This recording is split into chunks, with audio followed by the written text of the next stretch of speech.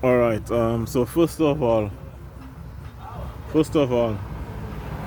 I believe in the existence of Jesus Christ with all of my heart, my soul, and with all of my mind. And it is not because of what men or people told me. It is not because of what I heard people talk about in church. I believe in God because I know God for myself and I have experienced God for myself. In as much as I know that I am the one who's speaking right now, I am sure that there is a God that created heaven and earth. And I know that God personally. And I've had personal experiences with that God from the time I was 9 years old. 9 years old. From that time.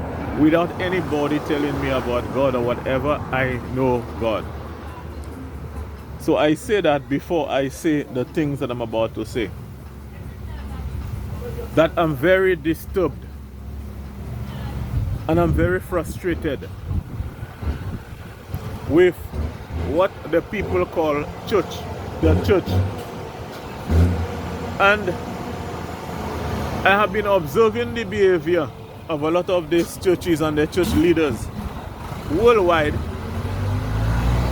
I've been noticing and observing the behavior of a lot of the big churches that people talk about and the big preachers in America that they speak about. The big churches that even the pastors in St. Lucia and the preachers in St. Lucia emulate and talk about and boast about. I've been studying those people for a long time. And what I've realized over a period of years is that a lot of the things, a lot of the precepts in the Bible, these guys do not believe in that.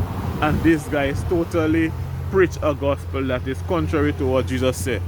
And I've been observing that over a period of many years. Many years. And fundamentally, even the very cultural things that people believe in, the cultural religious, I would say, statutes that people practice and believe in, these things are not in the Bible. One of them is the whole thing about Christmas. And when you tell people about those things, they believe that you're just trying to rain on their parade. But if you cannot be a Christian, a church person, and talking about Christmas. And when you listen to these big preachers in America, they come around Christmas time and all of them will have their Christmas tree on their platforms and talk about reaching people Merry Christmas. And when I look at the book, if these people are reading the book carefully, the Bible, you would realize these things were done years ago. Thousands of years ago, people were involved in that thing. And these things have been condemned. But yet these preachers make people believe that those things are acceptable. What I see is a lot of the church people, the church leaders, they are one now with the guys who control the different countries and the different places of the world. And if you look carefully, Jesus Christ, which we call our example, he was always at odds with the leadership of the day. Jesus was always at odds with the leadership of the day. The men of God, because they were going based on the precepts of God, based on the laws that are in the Bible, they were always going against what the cities and the towns and the countries asked, and the leaders of those places stand for. Remember how people like Herod killed John the Baptist because John the Baptist was going contrary to the bad things that he was doing. And if you look in our modern society, there are a lot of things that are being done. The rich, the political class, and the other people on top, they create laws to protect themselves and to empower themselves, and they really do not really care too much about the people at the bottom.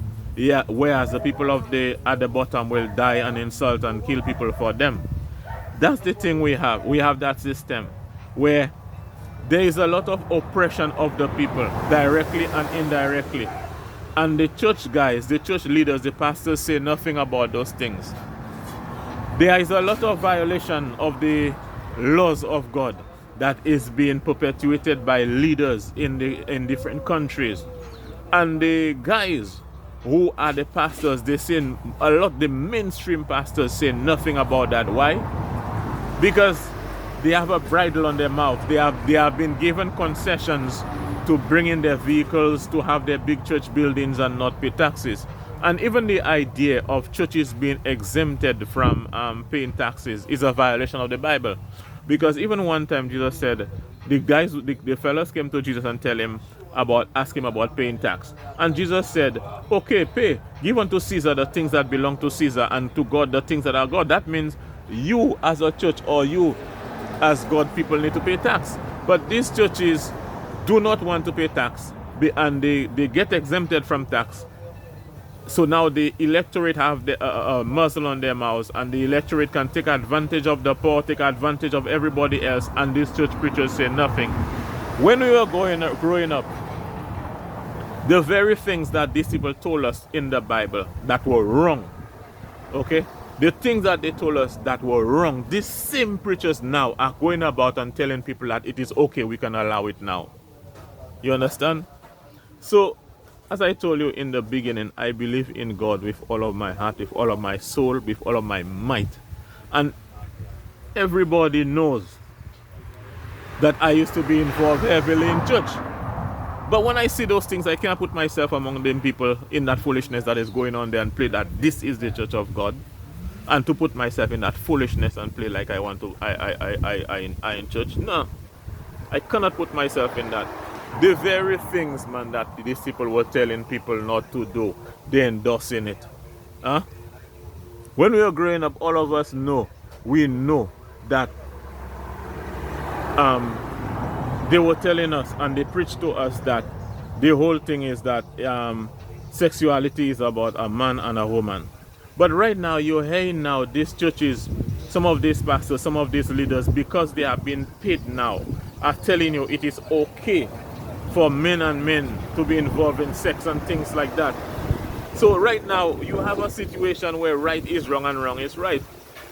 And even when these big churches, because T.D. Jakes said it's okay, let every church have their own thing, you know, he really is not condemning it. And there are a lot of churches in places like St. Lucia where I know there are certain leaders who are actually looking at T.D. Jakes as their role model. Some of these people in this country even send money to these big guys who have millions of dollars already.